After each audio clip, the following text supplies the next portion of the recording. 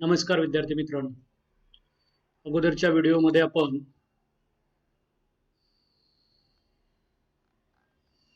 या transport system in plants म्हणजे प्लांट्समध्ये transport system असते त्याबद्दलची माहिती घेतलेली होती. आज आपण ड्युरिंग द फोटोसिंथेसिस म्हणजे फोटोसिंथेसिस प्रोसेसमध्ये प्लांट्स कार्बोहायड्रेट, प्रोटीन्स यासारखे घटक बनवत असतात. त्यापैकी carbohydrate is made from carbon, hydrogen and oxygen. हे फोटोसिंथेसिस मध्ये आपल्याला माहित असलेले घटक आहेत. पण protein is made from carbon, hydrogen, oxygen and nitrogen is extra one. How do plants obtain the nitrogen necessary for the synthesis of proteins. वनस्पती protein बनवण्यासाठी नायट्रोजन कुठून मिळवतात? अर्थातच तुम्हाला माहिती आहे एअर कंटेन्स गॅसियस नायट्रोजन, हवेमध्ये वायुरूप अवस्थेमध्ये नायट्रोजन आहे. However plants cannot utilize gaseous nitrogen. वनस्पतींना हा वायुरूप नायट्रोजन वापरता येत नाही. मग it needs to be fixed, that is converted into compounds.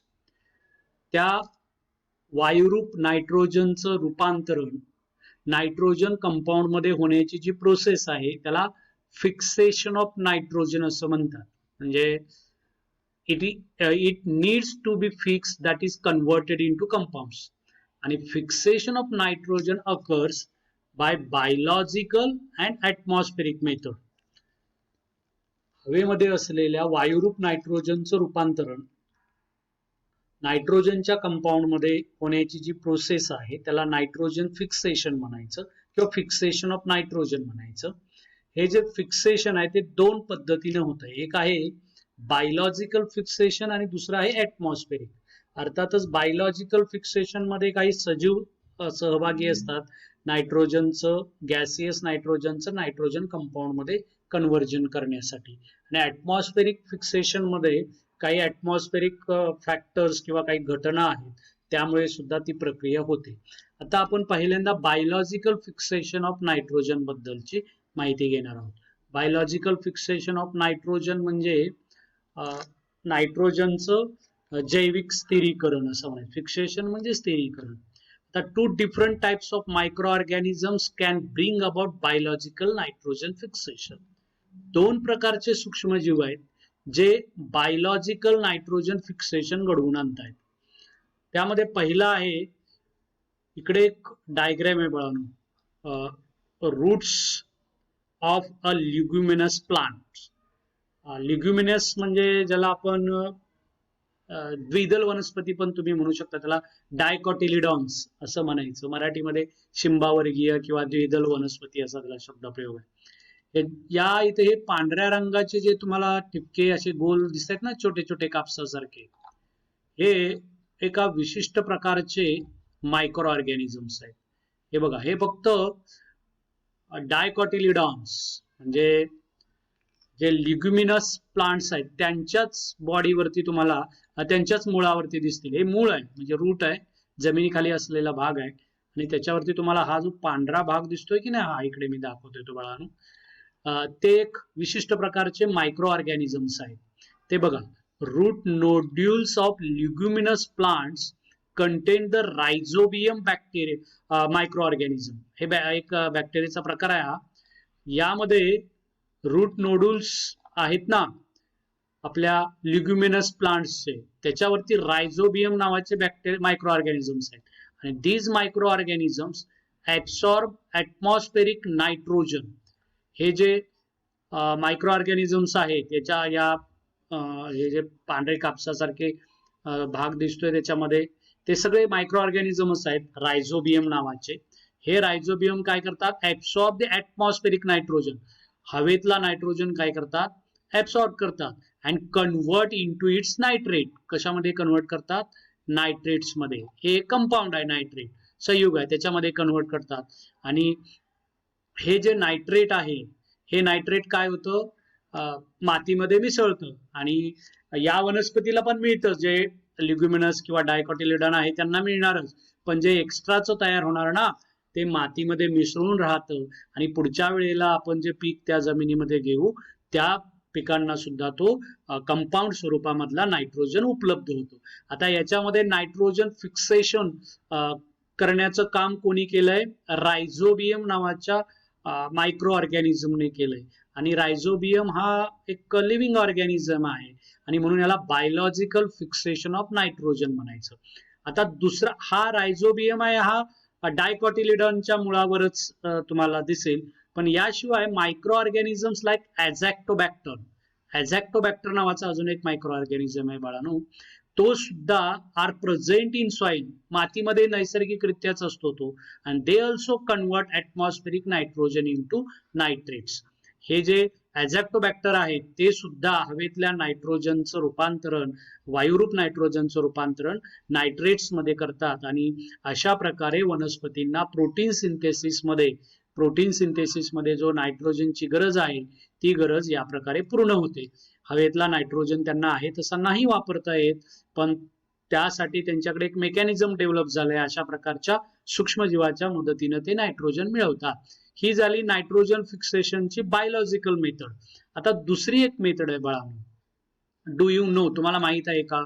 याच्यामध्ये ॲटमॉस्फेरिक फिक्सेशन ऑफ नायट्रोजन, वातावरणामध्ये घडणाऱ्या काही बदलामुळे किंवा काही घटनांमुळे सुद्धा नायट्रोजन फिक्सेशन ही प्रक्रिया होत असते. लाइटनिंग थंडरबोल्ट्स म्हणजे विजा चमकणे तुम्हाला माहिती आहे, occurs in the rainy season, पावसाळ्यामध्ये विजा चमकत असतात आणि त्यामुळे काय होतं बघा, this causes atmospheric nitrogen and oxygen to react with each other to form nitric oxide which is again oxidized to from nitrogen dioxide. जेव्हा विजा चमकतात पावसाळ्यामध्ये विशेषतः, तेव्हा काय होतं की हवेतला नायट्रोजन आणि ऑक्सिजन यांची रिॲक्शन होते आणि पहिल्या पायरीमध्ये नायट्रिक ऑक्साईड तयार होतो. त्यानंतर पुन्हा त्याची ऑक्सिजन बरोबर रिॲक्शन होते आणि त्या प्रक्रियेला ऑक्सिडेशन असं म्हणतात. पुढे तुम्ही गेलात की ऑक्सिडेशन, ऑक्सिडाइज्ड होणे म्हणजे काय याबद्दल अधिक माहिती मिळेल बाळांनो. पण आता आपण असं लक्षात ठेवूया की विजा जेव्हा चमकतात तेव्हा हवेमध्ये नायट्रोजन आणि ऑक्सिजन हे दोन प्रमुख वायू आहेत, यांच्यामध्ये रिॲक्शन होते. पहिल्यांदा त्यांचं नायट्रिक ऑक्साईड नावाचं एक पदार्थ तयार होतो, संयुक्त तयार होतं, ते पुन्हा ऑक्सिडाइज होऊन नायट्रोजन डायऑक्साईड तयार होतं आणि हे जे नायट्रोजन डायऑक्साईड आहे डिझॉल्व्ह इन रेन वॉटर, ते रेन वॉटरमध्ये विरघळतं, रेन वॉटरमध्ये मिसळतं आणि it converts into nitric acid. ते कशामध्ये बदलतं? Nitric acid. हे HNO3, इथं NO, इकडे NO2, हे त्या त्या संयुगांची सूत्र आहेत. Which gets added to the soil along the rain water आणि plants use this nitrogen for their growth. या पद्धतीनं सुद्धा नायट्रोजन जो आहे वातावरणामधला तो पावसाच्या पाण्याबरोबर नायट्रिक ऍसिड त्याच्यात मिसळल्यानंतर मातीत मिसळतो आणि वनस्पतींना उपयोगी होतो. आता याच्यामध्ये लाइटनिंग हा एक ॲटमॉस्फिअरिक फिनॉमिनॉन आहे, म्हणजे एक वातावरणामध्ये घडणारी नियमित अशी घडून येणारी घटना आहे. या घटनेमुळे तो फिक्स होतोय आणि म्हणून याला ॲटमॉस्फेरिक फिक्सेशन ऑफ नायट्रोजन असं म्हणायचं. म्हणजे नायट्रोजन फिक्सेशनचे दोन मुख्य प्रकार आहेत, बायोलॉजिकल फिक्सेशन ऑफ नायट्रोजन आणि second one atmospheric fixation of nitrogen. Biological मध्ये दोन प्रकारचे मायक्रो ऑर्गॅनिझम्स आहेत, एक आहेत रायझोबियम आणि सेकंड वन ॲझॅक्टोबॅक्टर, ते काम करतात. आणि ॲटमॉस्फेरिक फिक्सेशन मध्ये लाइटनिंगमुळे ही प्रक्रिया घडून येते. आता न्यूट्रिशनचे आपण प्रकार बघत आलोय बाळांनो, ॲटोट्रोपिक, हेटेरोट्रोपिक एक्सेट्रा. अजून एक न्यूट्रिशनचा स्पेसिफिक प्रकार आहे पहा, सिम्बायोटिक न्यूट्रिशन. सिम्बायोटिक म्हणजे आधी त्याच्या नावामध्येच बघा सिम्बायोटिक न्यूट्रिशन, त्याला सिम्बायोटिक म्हणजे सहजीवी, म्हणजे दोन वेगवेगळ्या प्रकारचे प्लांट्स एकत्र येतात आणि त्यामध्ये काही घटकांची देवाणघेवाण होते आणि ते प्लांट्स आपला जीवनक्रम पूर्ण करत असतात. In some cases, 2 or more than 2 different types of plants live together to fulfill their needs of nutrition, protection, support, etc.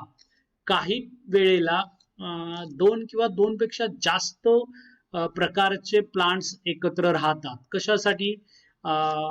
To fulfil their needs of nutrition. पोषणाचं म्हणजे त्यांना पोषण गरजेचं असतं, संरक्षण असतं गरजेचं, किंवा सपोर्टची गरज असते.